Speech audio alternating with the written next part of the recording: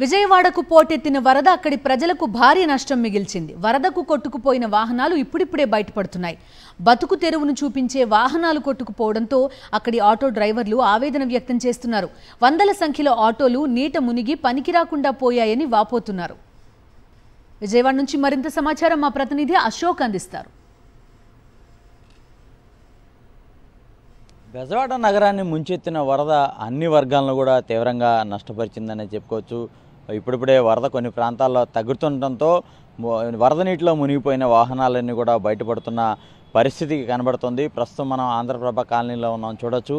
ఇది అంతా కూడా ఆటోలు ఇక్కడ ఏదైతే ఫైనాన్స్కి ఇస్తుంటారో ఇక్కడ నుంచి ఈ ఫైనాన్స్కు తిప్పుకుని ఆటో డ్రైవర్లంతా ఈ ఆటోల ద్వారానే తమ జీవనాన్ని సాగిస్తుంటారు.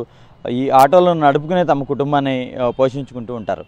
సుమారు ఇక్కడ 100కు పైగా ఆటోలు ఉన్నాయి. ఇవన్నీ కూడా నిన్న మొన్నటి వరకు కూడా 6-7 అడుగుల పైన వరద నీటితో మొత్తం మునిగిపోయి ఉన్నాయి. ప్రస్తుతం వరద నీరు అజిత్ సింగ్ నగర్ అలాగే ఇటు ఆంధ్రప్రభ కాలనీలో కొంత తగ్గడంతో నీటిలోంచి మునిగిపోయిన ఆటోలన్నీ కూడా బయటకు వస్తున్న పరిస్థితి కనబడుతుంది. ఇవన్నీ కూడా పూర్తిగా వరదకు ముంపుకు గురైపోవడంతో పూర్తిగా డ్యామేజ్ అయిపోయాయని చెప్పుకోవచ్చు. ఎందుకంటే మొత్తం ఇంజన్లు అన్నీ కూడా ఫ్రీజ్ అయిపోతాయి.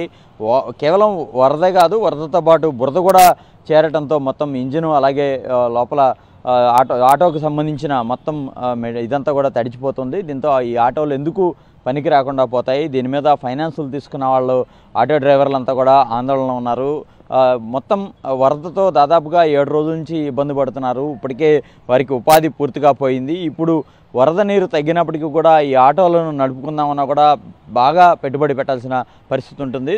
వేల రూపాయల పెట్టుబడులు పెట్టి ప్రతిసారి కూడా ఆటోలను మెయింటెనెన్స్ చేసుకుంటూ ఉంటారు. కానీ ఇప్పుడు చూస్తే కనుక ఆటో కొన్నప్పుడు ఎంత అవుతుందో ఇప్పుడు అంతే స్థాయిలో పెట్టుబడి పెట్టాల్సిన పరిస్థితి ఇక్కడ కనబడుతుందనే చెప్పుకోవచ్చు. ఇప్పటికే అన్ని వర్గాలు అనేక రకాలుగా వరద నుంచి ఇబ్బంది పడ్డారు, ఆందోళన వ్యక్తం చేస్తున్న పరిస్థితులు కనబడుతున్నాయి. కేవలం వరదలో ఆటోలే కాదు, ఆటోలు ద్విచక్ర వాహనాలు ఇట్లా అనేక రకమైనవన్నీ కూడా పూర్తిగా ముంపుకు గురయ్యాయి. ప్రస్తుతం మనం చూస్తున్న ఈ ఆటోలన్నీ కూడా వరద ముంపుతో గురైపోయాయి. ఇవన్నీ కూడా ఎందుకు పనికి రాకుండా పోతాయి. వీటి మీద ఫైనాన్స్ తీసుకున్న ఆటో డ్రైవర్లు అందరూ కూడా ఆందోళన వ్యక్తం చేస్తున్నారు. అదే సమయంలో ఈ ఫైనాన్స్ నడిపిస్తున్న వ్యక్తులకు కూడా ఇది తీరని నష్టాన్నే మిగిల్చిందనే చెప్పుకోవచ్చు. కెమెరా పర్సన్ వెంకటతో అశోక్, సాక్షి టీవీ, ఆంధ్రప్రభ కాలనీ నుంచి.